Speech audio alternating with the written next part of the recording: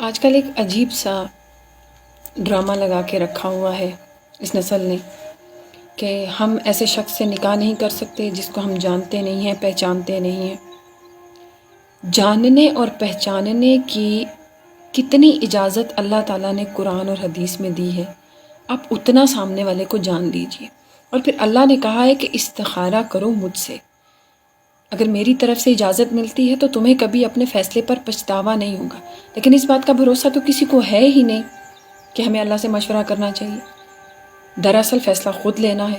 اور پھر ہم نکل پڑتے ہیں پہچاننے کے لیے۔ اے اللہ کے بندے، کیا تمہاری اتنی اوقات ہے کہ تم کسی انسان کو پہچان سکو؟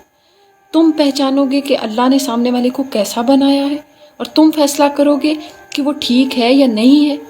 آپ سے جو شخص یہ بات بھی کرتا ہے اس کو مڑ کر کبھی جواب نہ دیجیے۔ آپ کے بارے میں